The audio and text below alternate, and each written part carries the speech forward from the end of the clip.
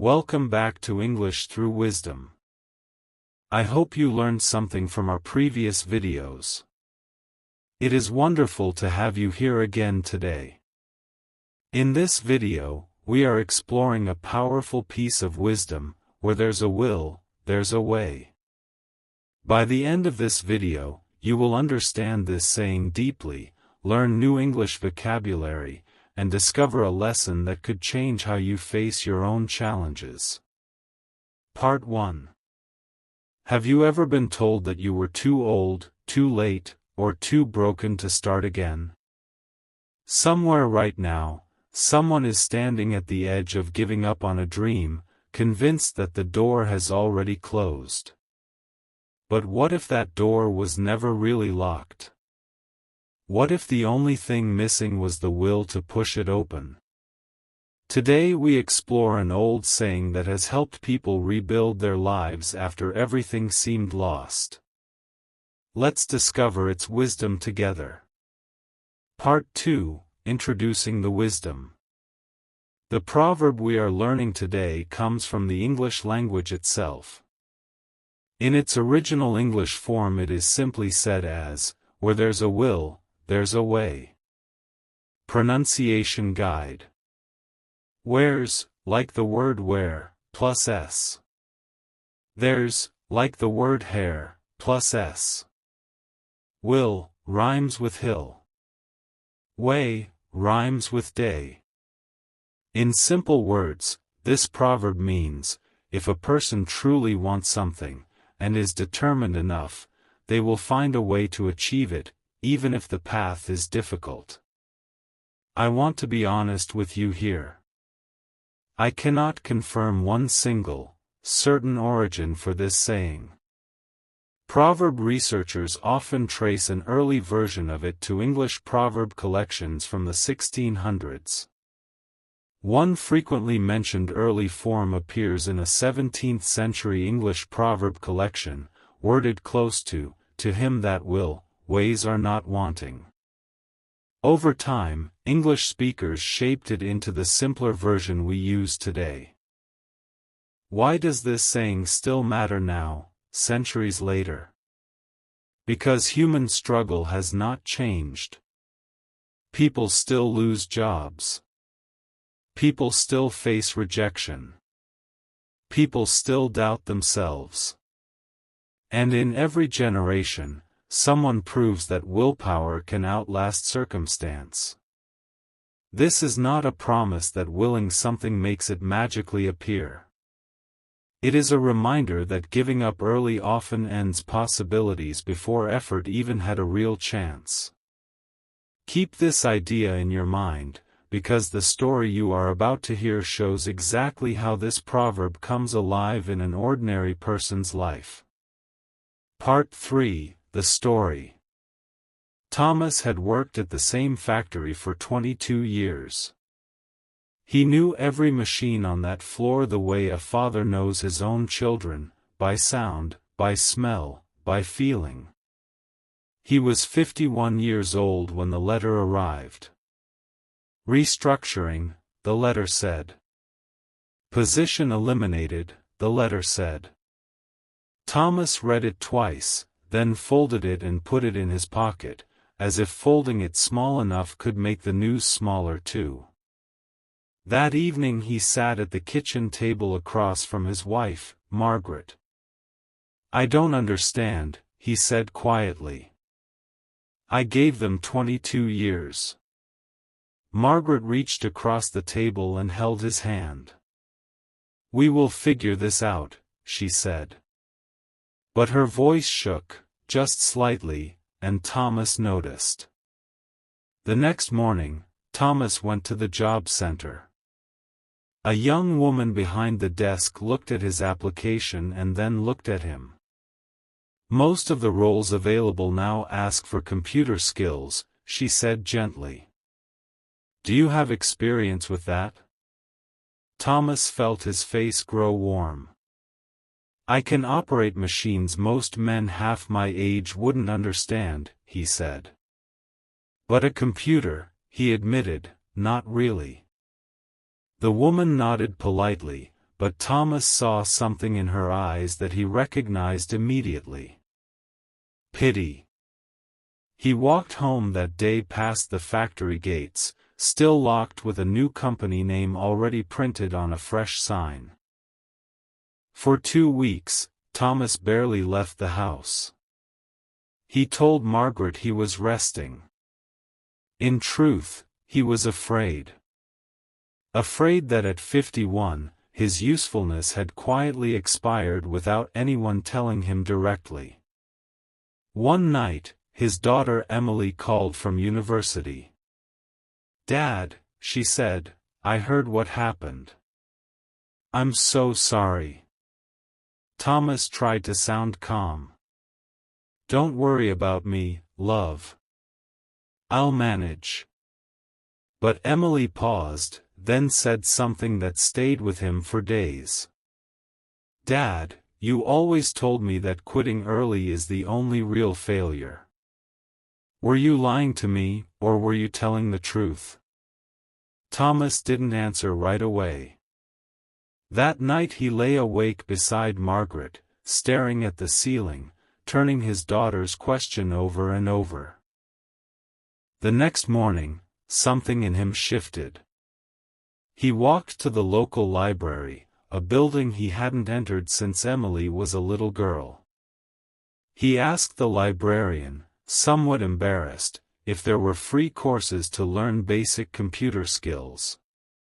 The librarian smiled and said, "Actually, we have a class starting this very week." The first class was humbling. Thomas sat among much younger students, his fingers clumsy on the keyboard, his patience tested by every small mistake. A young man beside him, barely older than Emily, tried to hide a smile when Thomas accidentally closed the entire program twice. Thomas felt the old shame rising again, the same shame from the job center. But this time, he thought of Emily's question. "Were you lying to me, or were you telling the truth?" So he stayed. Week after week, he practiced.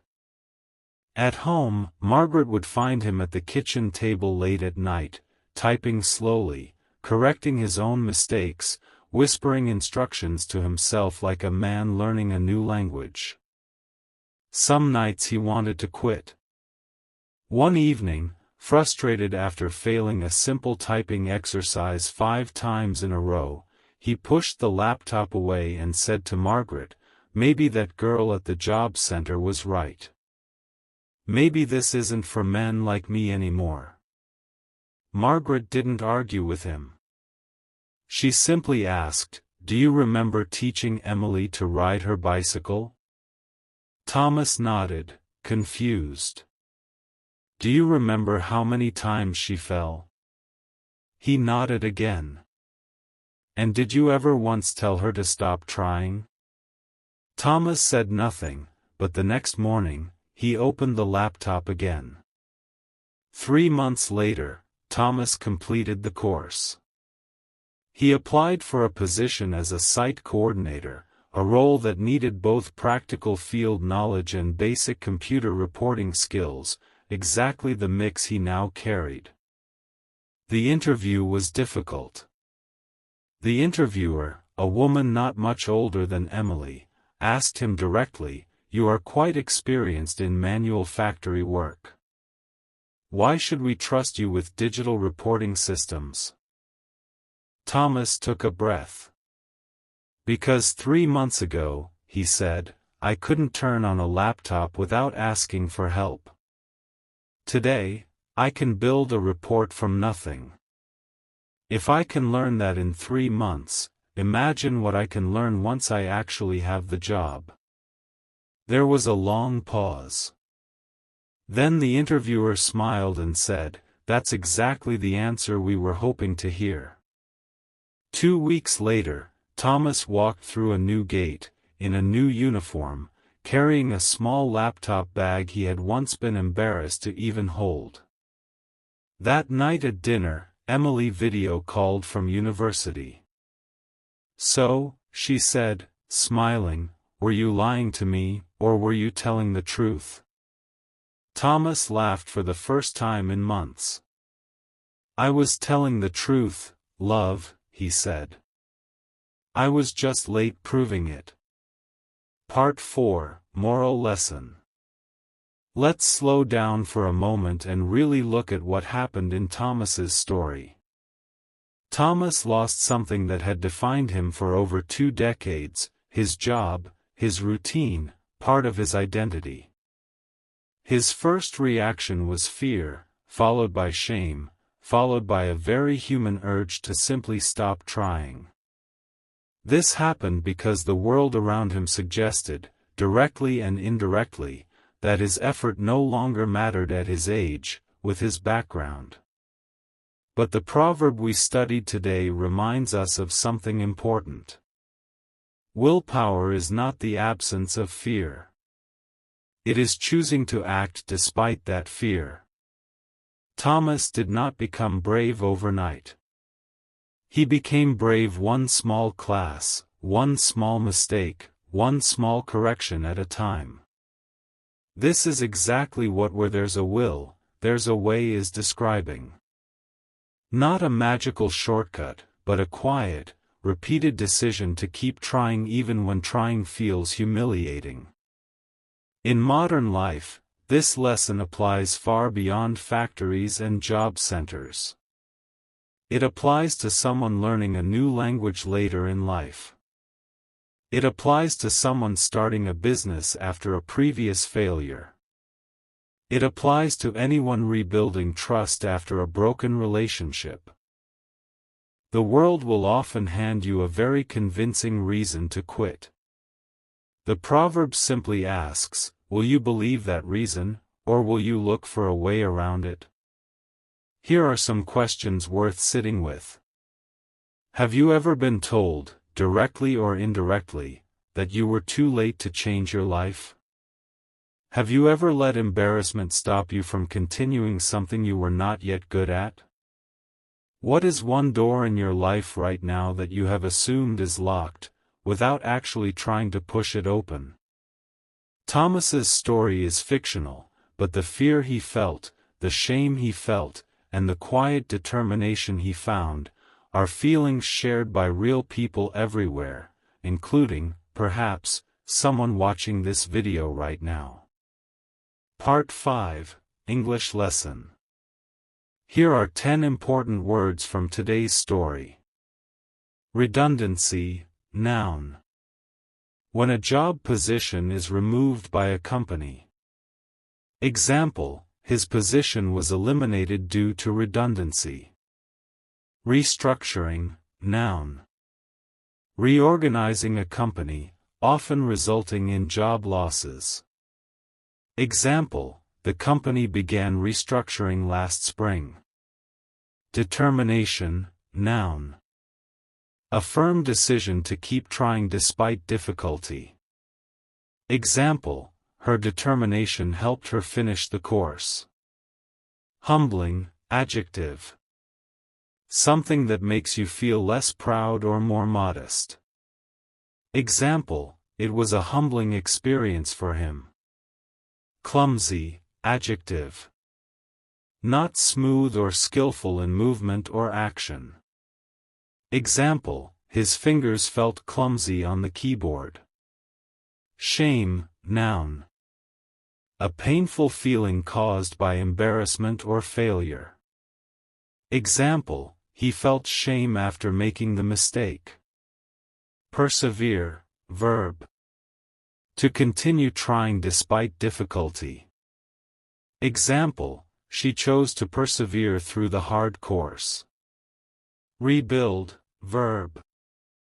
To build something again after it was damaged or lost. Example, he had to rebuild his confidence slowly. Coordinator, noun. A person who organizes different parts of a project. Example, he applied for a site coordinator position. Identity, noun. The qualities that make someone who they are. Example, losing his job affected his sense of identity. Reluctant, adjective. Unwilling or hesitant to do something. Example, he was reluctant to ask for help at first. Breakthrough, noun. A sudden important success after a difficult period. Example, completing the course felt like a real breakthrough. Part 6, Conclusion. Today we explored the proverb, where there's a will, there's a way. We followed Thomas, a man who lost his job, faced fear and shame, and slowly chose determination over giving up. The final takeaway is simple. Doors that look locked are sometimes only closed, waiting for someone willing to push. If you enjoyed learning English through this saying, don't forget to like, subscribe, and share this video with someone who might need this wisdom today. Until next time, keep learning English, and keep collecting wisdom from around the world.